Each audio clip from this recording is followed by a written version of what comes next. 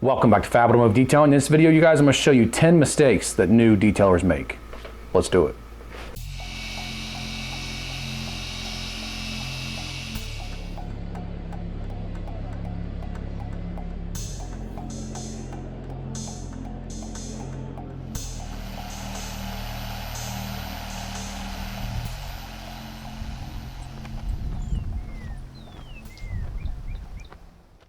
So in this video, you guys, we're going to talk about 10 mistakes made by new detailers. These top 10 list is going to be my list. It's my opinion, you guys. I didn't get this from anybody else. It's stuff that either I have done in the past or I've seen at shops I go to, I see on Instagram, Facebook, YouTube, whatever. It's just, I'm hoping this list may help the new detailers that are out there that want to start their own business, to help them maybe get the ball rolling and maybe some stuff that they're like, okay, I should do that to help my business succeed.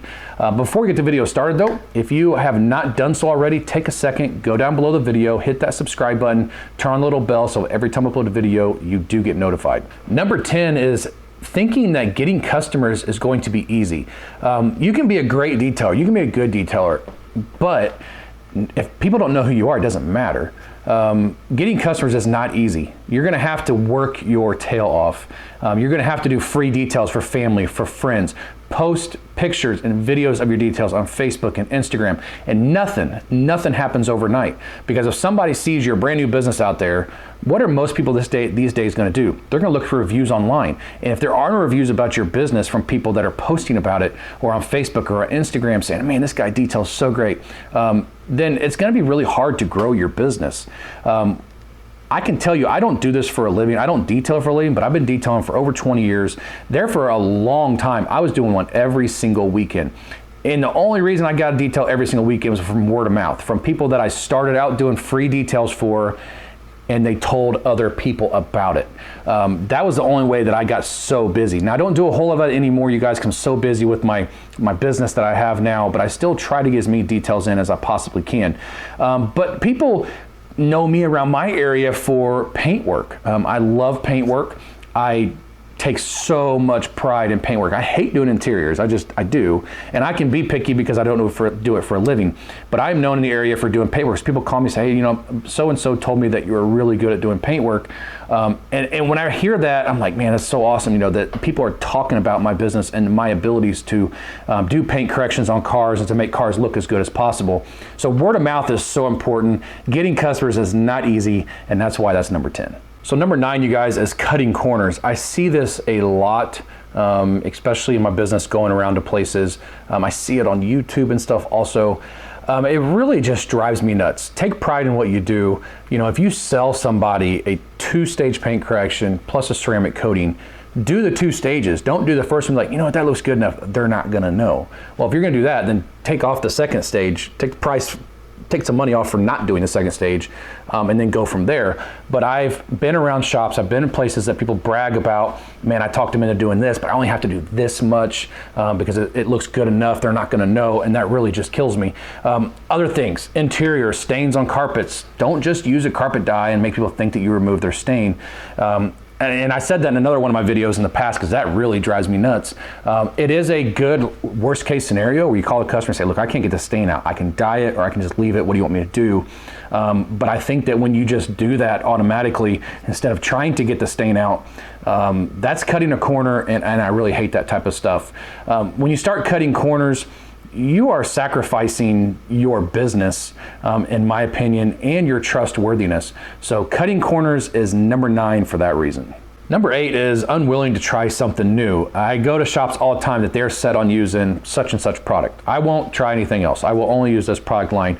I don't understand that at all because I love trying new products. Now, don't get me wrong, I started my YouTube channel based on Grillo's Garage products because that's what I used the most of at the time. And I couldn't find videos on Grillo's Garage products. Now, once I started my YouTube channel, and companies started sending me stuff, I started trying other stuff. And I was like, oh man, I really like this. This is really good. And I still use Grillo's Garage products. I use companies' products, all kinds of companies' products. I have shelves full of them, you guys.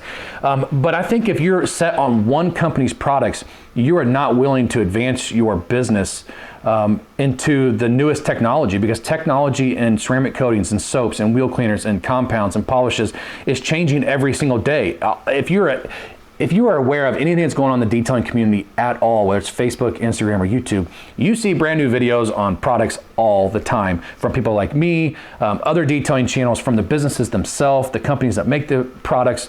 It's always changing. So if you're unwilling to try something new, you're holding your business back. And that is why number 8 is unwilling to try something new.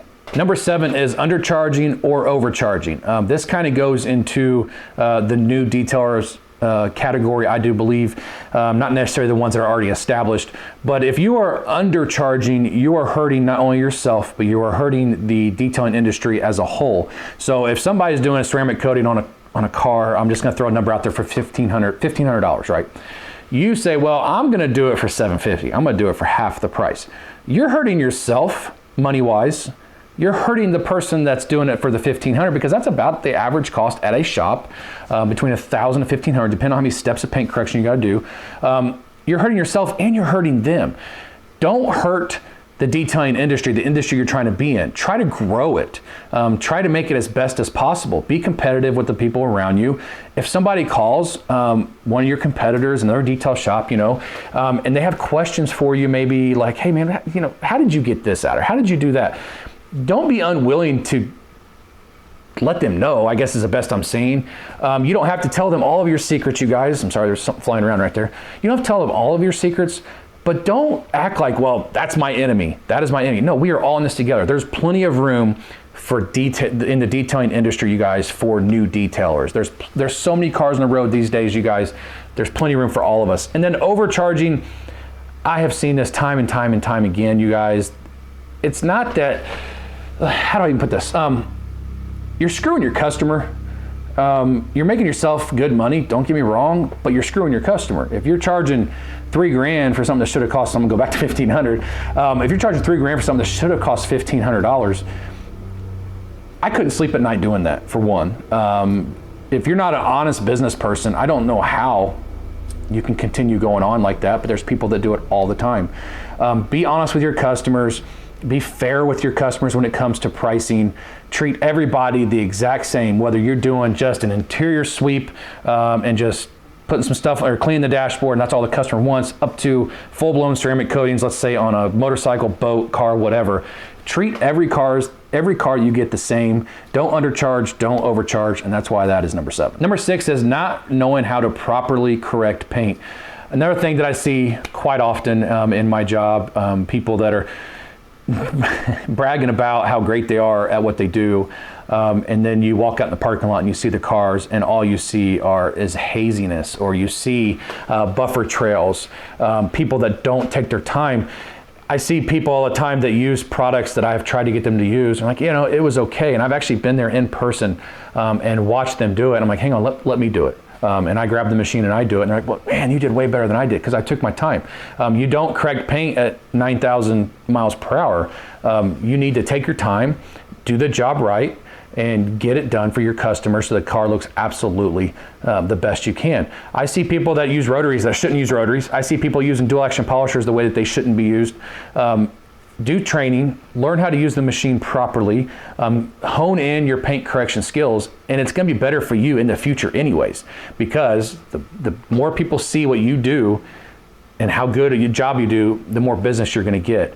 But when people take their car away and they see all the buffer trails, so they take it to a different detailer and say, hey, can you fix this? Now you've cost your customer more money because they have to go and get it fixed. Now what's gonna happen when that customer tells other people, don't go to them because this is what they did to my car and it cost me X amount of money to get it fixed right by somebody that knows what they're doing. So learn how to do a paint correction properly, and that is why that is number 6 on my list. All right, you guys, so number 5 is taking too much time. I personally have been guilty of this many times in the past.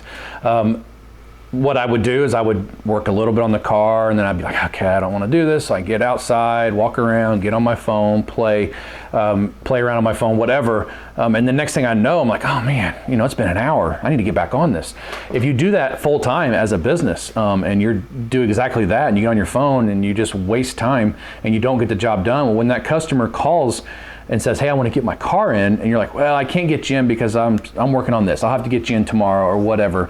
You just lost money, because if you take 8 hours to do a paint correction that should have taken 3 or 4, in that 4 or 5 hour amount of time that you wasted, you could have had a second car, a second income coming in. So it's very important to establish a routine. That's exactly what I do now. I know right where I'm gonna start when I wash it. I know right where I'm gonna start when I do the paint correction. I know right where I'm gonna start when I do my ceramic coating, where I'm gonna start sweeping on the interior, where I'm gonna start working on the dash, where am I gonna start working on the glass. It's the same every single time, and I have brought my amount of time that I detail on cars way down. So establish a routine. Do work. If you start the job, get it done, get it finished, and get the next car in, because when you waste too much time, you lose money, you can lose customers, and it's just not good for anybody. So number 5 is taking too much time. Number 4, I have been guilty of this many times. Like I said, this list is stuff that I know that I have done in the past. Number 4 is knowing what your customer wants, not you. Yeah, I have done this, and I learned a long time ago to stop doing it. Just an example, I did a paint correction on a car that had a scratch that I looked at it, and I was like, I can get that out. It was pretty bad looking, but I knew it wasn't deep enough that it couldn't be fixed. So I worked on it, and I made it look almost perfect. Like you couldn't even see unless you really looked for it. And when the customer came and picked the car up, I showed him. I was like, hey, look, I got rid of that scratch. And he's like, I didn't even know there was a scratch there. And then he went on around the car. And I was like, I just spent all that time on that. And he didn't even care about it. He cared about other things around the car. So if your customer doesn't really care about swirls or minor spider webbing on the paint, and they don't care about you getting rid of it, all they care about, hey, I just want a good wash and a wax. Don't take the time to do a paint correction or even just a quick polish. If you're not getting paid for it, don't worry about it. If you're getting paid for it, then that's different. If you can use an all-in-one to remove some of them as fast as you can do a normal wax, then that's cool. But I don't go above and beyond anymore, because I found out that every time I've done it, it didn't matter to the customer. They didn't even really say thank you. So knowing your customers' wants versus what you want, because all of us detailers, we know what we want paint to look like. We know, hey, this work reflects what I do, but at the same time, you're not getting paid to do what you want to do. You're getting paid to make the car look the way that the customer wants to look. And that's why number 4 is understanding what your customer wants, not yours. Number 3 is being picky on what you work on. Don't be picky. If somebody calls and they want to do an interior and you hate doing interiors, I'm guilty of that, I hate doing interiors. If they want to do interiors, that is money coming in. That's money for your business. That's money for yourself to help you put food on the table and support your family. I have many businesses I go to that all they offer are ceramic coatings. And there are times that they're like, man, I don't know what's going on. My phone's just not ringing. I have nothing to do. And it's because they only offer ceramic coatings. They don't offer interior details or just a normal wash and wax. So I think that being picky on what you work on, I think that's the wrong decision to make, especially as a new business. Don't be picky. Take any job that comes in, any job that's going to pay you. Do the job 100%, make the money, and move on. You may not like what you're doing at the time, but it's going to help you pay the bills, and that's very important when you're a business, you guys. And that's why number 3 is being picky on what you work on. Number 2, this is kind of a big one for me. Unwilling to train/learn. Detailers that are unwilling to do that, they're unwilling to advance their business. They're unwilling to advance the detailing industry, in my opinion. I'm always learning. This past weekend, I was at the Southern Detailers Conference with Phoenix EOD, and Brian from Apex Auto Detail was there, and I was watching his classes, and I'm like, man, he just knows so much, and I was learning from him. But what really got me, I asked a dumb question. Now, there's no such thing as a dumb question, they say, right? I was part of one of the teachers, basically, and I had a question. I said, Brian, what are you going to do? Like the window moldings, right above the paint. If you get ceramic coating on there and you don't realize it till on down the road and your customer sees it and they come back, I'm like, because that's happened to me, and I had to try to get it off and tried and got it off and made it look as good as possible. And he's like, well, I'll just ceramic coat the rest of the piece. And I'm like, oh my gosh, why didn't I think of that? That's the type of thing. Don't be unwilling to learn or ask questions. I go to other shops. I don't know if he's gonna watch this video, but Nate from Frontline Shines out in Indianapolis, you guys, when I'm there, and he may get annoyed, I ask questions because he's been doing it for so long. I see his work, and his work is top notch, just like Brian from Apex Detail. So I have questions all the time. How did you do this? How did you do that? And he's never not told me how he does something. I love learning new things in the industry. I constantly try to keep up on YouTube videos. I keep up in the industry, whether it's on Facebook, Instagram. I read articles online about paint, about interiors. I try to learn as much as I can.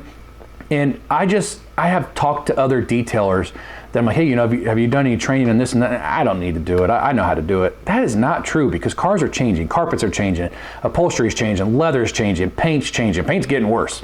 You can't treat paint today as if it was 20 years ago or even 10 years ago, really. You can't, because if you do, you're going to be in a world of hurt, and paint jobs ain't cheap. Don't be unwilling to learn something new. Don't be unwilling to ask questions when you don't know exactly what you're doing. That is the biggest key to me. If your customer asks you a question and you don't know the answer, don't make it up. Find out, figure out the answer, and then go from there. There were times in my mechanic career, when I was a mechanic for almost 20 years, that if I didn't know something and I felt dumb asking, I still asked the guys that have been doing it longer than me that I worked with, because I'm like, I should know the answer to this, or I should know how to do this, but I don't. You know what I would ask. So don't be unwilling to learn or train to advance yourself and your business, you guys, and that's why that is number 2. All right, you guys, so we are down to number 1. Number 1, the title of what it is says it all. I don't need to go in depth on this one, but especially if you are a new detailer, new to the market, and trying to grow your business, number 1 can actually hinder you and your business to the point where you're not going to get the customers that you should, but thinking you are better than everyone else. It drives me nuts, you guys, when I hear people tell me that they are the best in their city, the best in their town, whatever. It does, because you need to be humble. I mean, understand that you're not going to be the best in every category of detailing. There's people that are strong on paint that are terrible on interior. Me. Guys that are great on interiors and need to work on their paint. It's just not reality. I had a really quick story. So, and I may have shared this in another top 10 video I did a while back. I had a detailer tell me he can correct paint better blindfolded than the majority of detailers in the world not blindfolded. So my curiosity got me. And I said, well, how do you know when the paint is good if you're doing it blindfolded? And he said, well, I can feel the paint through the machine and I know when all the imperfections are gone. And I was just like, okay, whatever. I don't start arguments. So I just was like, okay, cool. You know, and I went on with my life. But if you think that you are better than everyone else, and it's going to go back to other things on the list, you're unwilling to train, you're unwilling to learn something new. You are actually holding yourself and your business back when you go with that mentality. I go into everything that I do, everything, whether it's detailing or as a mechanic, because I was a mechanic for 20 years. I go into everything and every single day looking forward to learning something new, or when I do learn something new, I was like, oh man, that was so cool, you know? But if you're the best detailer ever, then you just have the mentality that you don't have to do anything because you know how to do it all. So that's as far as I'm gonna go in depth on that. But as a new detailer, a new business, don't go in there thinking that you are better than everyone else, because you're not. And as a kid, I was always told, Brian, there's always somebody better out there. And that is so true in life, you guys, and that's why that is number 1. All right, you guys, so that is gonna do it for my 10 mistakes new detailers make. This video, this top 10 was my opinion only. If there's something in there you're like, okay, Fab, you're way off on that, put it down in the comment section. Let me know. I have no problem with that. If there's something you want to add, because I'm sure I missed some, add it into the comments, and I love to read stuff like that, you guys. This isn't a video to bash anybody. This isn't a video to make anybody feel bad or think the way that I do. This is just, like I said, this is my opinion. So if you guys like this video, put it down in the comment section. Let me know what you liked about it. And if you haven't done so yet, hit that subscribe button, join the Fab family. We'd love to have you, and we'll see you in the next video.